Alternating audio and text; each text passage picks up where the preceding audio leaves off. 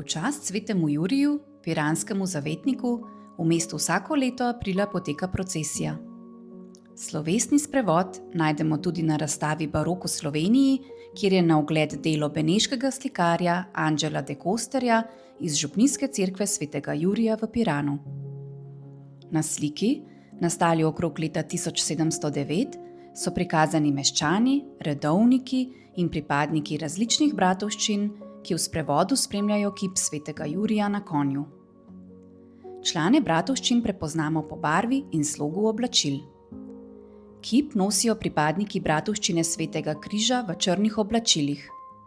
Osebe v belih oblačilih z odkritimi obrazi so člani bratovščine svetega Janeza Krstnika, v rdečih haljah s kapucami pa so člani bratovščine svetega Rešnjega telesa. Vmes prepoznamo še avguštince in frančiškane, na koncu pa skupino za duhovniki spremlja podestat s plemstvom.